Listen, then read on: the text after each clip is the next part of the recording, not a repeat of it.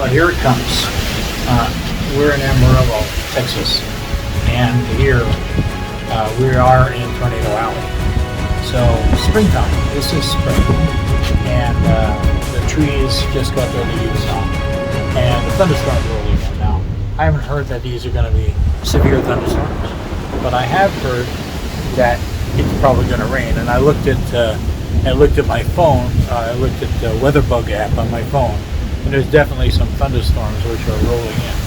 And just a second ago, the wind just started kicking in, as you can see here from my two oak trees in my front yard here. Some straight line winds from the storm above us has come in, and if you listen, you can hear the thunder rumbling.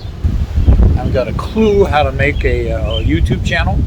I'm still experimenting. My last video was less than ideal, but I'm working on it. Now, I knew I needed a camera. I can't film everything on the phone because sometimes I'm going to be using this phone for controlling the drone, and I might want to talk on camera about flying the drone. Now, this channel isn't just about drones, and it's not just about the Osmo camera.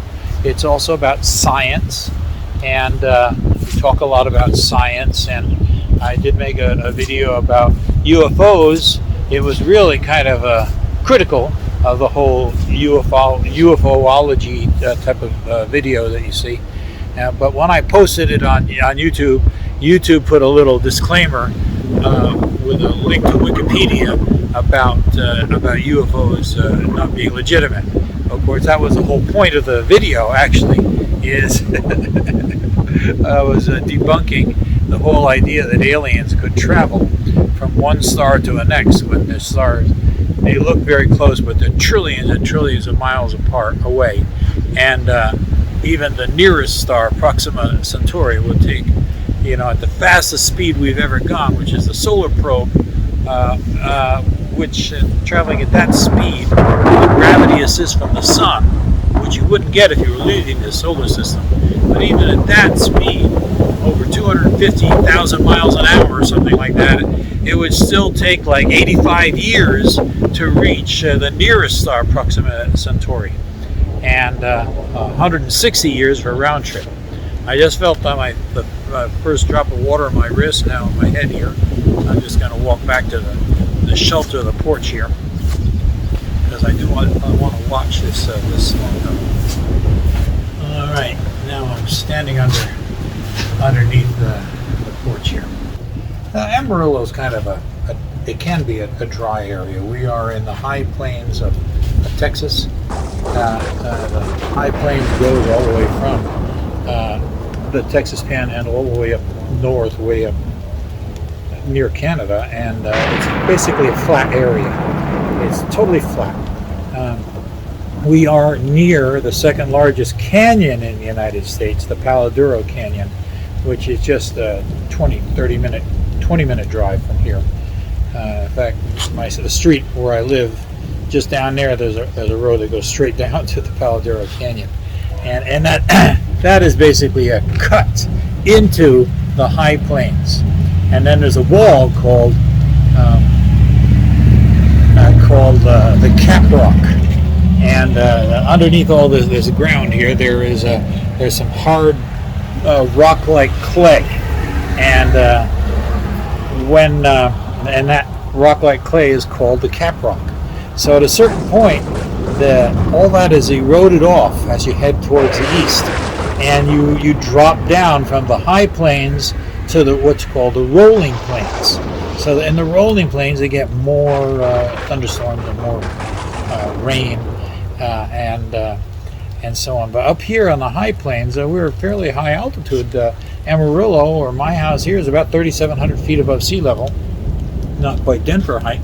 But as you drive towards New Mexico, and gradually it's still flat, but your elevation starts going up and up, so that eventually you getting into towns and 4,000 feet, 5,000 feet above sea level, and then you start seeing mountains, Rocky Mountains. In fact, between here and Raton, New Mexico, there's a place called Capulin Volcano, and so within a 3-hour drive we have it's actually a 2-hour drive or something, not very far.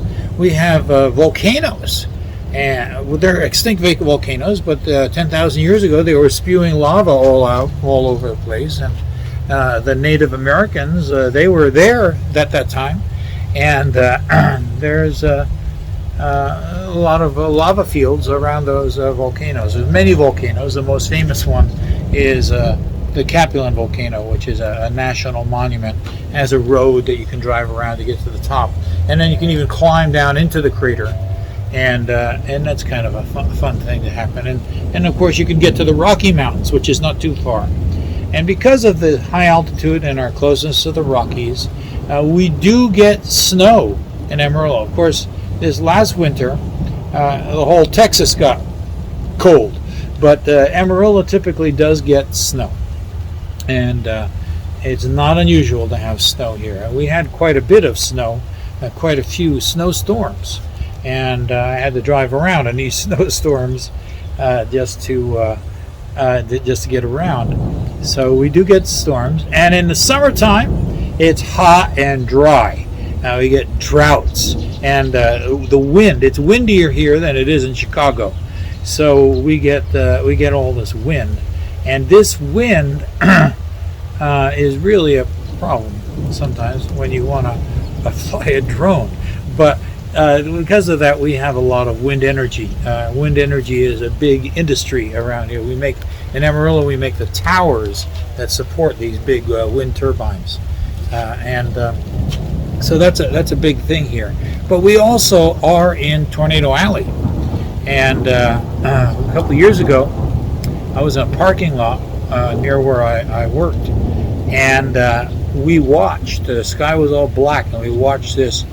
I just saw a big streak of lightning. We watched this funnel cloud come down from the sky. Oops! I am standing under my awning, so I should probably go in so I don't get struck by lightning. But we just finished the story. So we saw this funnel cloud come down, and it wasn't rotating. It was just like a wedge-shaped cloud, and it came down to about 10-15 feet above the ground, not very far above the ground, and then it started to rotate. And it started to rotate like that, and just about 10-15 feet above the ground, and as soon as it started to rotate, then it just stopped, and it didn't rotate anymore, and it just kept drifting along with the cloud.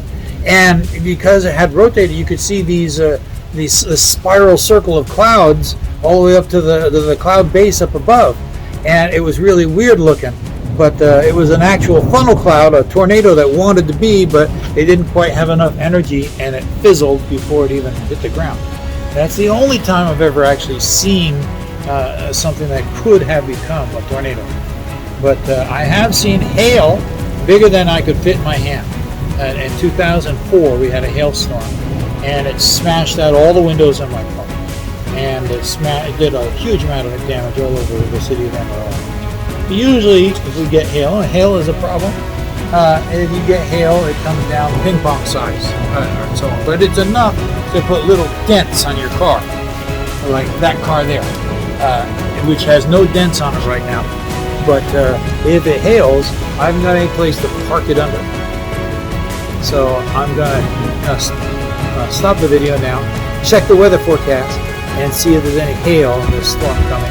And if there is, I'm going to have to drive it to an overpass and hide under there.